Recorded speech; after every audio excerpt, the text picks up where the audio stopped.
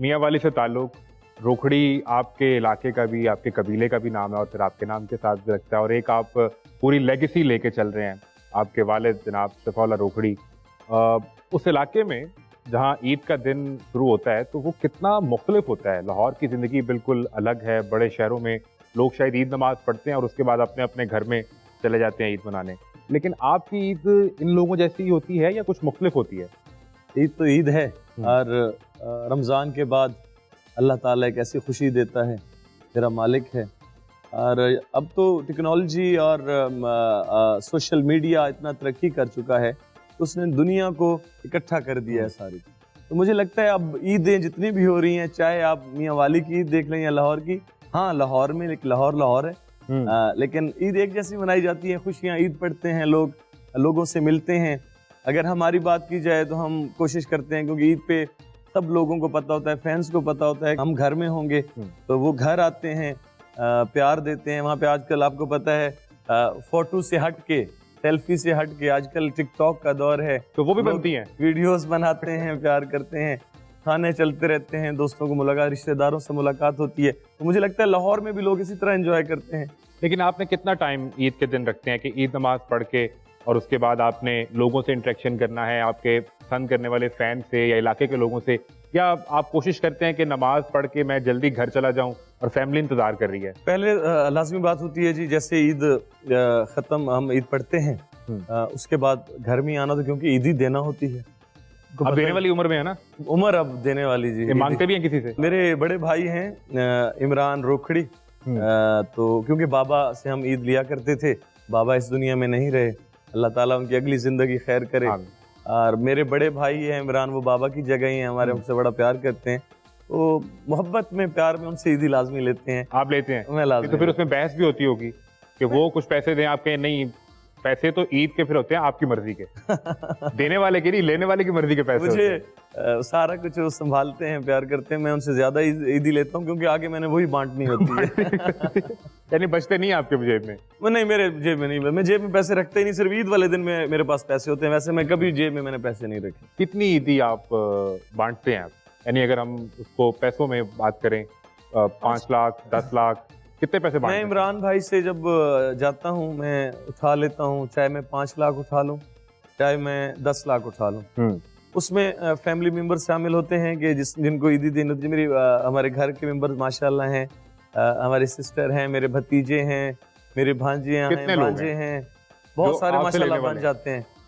10, 20, 25, 50 लोग, कितने लोग बनते हैं? हम बन जाते होंगे, अल्लाह खैर करे तो 15-20 हम खुद बन जाते हैं, तो उनको ईदी अच्छी देनी पड़ती है। बचपन में अमूमन हम किसी एक फैमिली मेंबर से जिद करते हैं और उनसे ज़्यादा से ज़्यादा पैसे लेते हैं। बाज़ लोग अपने वालिद से लेते हैं, फादर से, मदर से, खैर अम्मा तो सारे ले लेती हैं, दादा से, नाना से। आपके बचपन में वो शख्सियत कौन थी कि जिनके पास आप जाकर बैठ जाते थे और फिर अपनी मर्जी से पैसे लेकर उठते थे? वो बाबा ही से जी।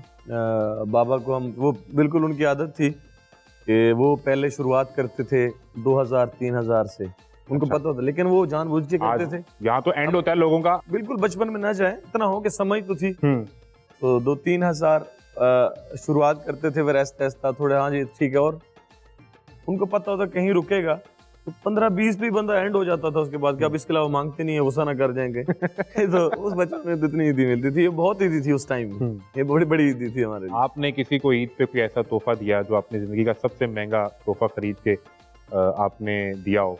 आम दिनों में तो मैं तोहफे रूटीन में देता रहता हूँ, ईद पे स्पेशली मुझे याद तो नहीं है। दें तो याद रहे। आप देंगे नहीं तो कैसे याद रहेगा? तो अभी याद नहीं आ रहा, शो के दरमियान में भी याद आ गया, मैं लाज़िम बताऊं। अच्छा चलिए ठीक है। तो ये जो महंगा तोहफा देते हैं वो देते किसे हैं, ये भी तो एक सवाल है ना।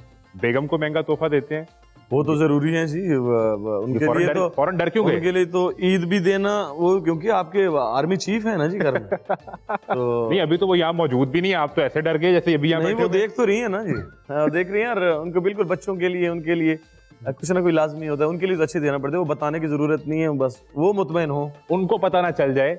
अगर आप बता देंगे कि मुझे महंगा मिल रहा है या किसी दोस्त को महंगा मिल रहा है तोहफा, उन्हीं के लिए जी, उन्हीं के लिए हम ताबेदार, उन्हीं के लिए। हम तो लोगों को सुनते हैं और वो ये बताते हैं कि मैंने बचपन से 12-12, 15-15 घंटे रियाजत की اور اس کے نتیجے میں میں اس قابل ہوا کہ آج لوگ ہمیں سنتے ہیں، پسند کرتے ہیں. لیکن آپ کہتے ہیں کہ یہ صرف کرم کی بات ہے، اگر کرم ہو جائے تو بات بن جاتی ہے. اتنے اچھے اعظم صاحب، اتنے اچھے آوازیں، اتنی اچھی آوازیں پاکستان میں موجود ہیں، انڈیا میں موجود ہیں، ہمارے ایشیا دیکھ لیں، اتنے کمال آرٹسٹ موجود ہیں. لیکن میں جب ان کی آوازیں سنتا ہوں نا جی، تو میں دیکھتا ہوں کہ یار اللہ تعالیٰ نے اس کو کیا نظام آواز دی ہے، اور یہ اس ٹائم اس کو کوئی چائے نہیں پوچھ رہا وجہ کیا ہے، وجہ کیا ہے. جب تک مالک کا کرم نہیں ہے جی، بڑی ہماری کوئی آواز، ہماری کوئی اہلیت، ہم نے کوئی محنت اتنی نہیں کی.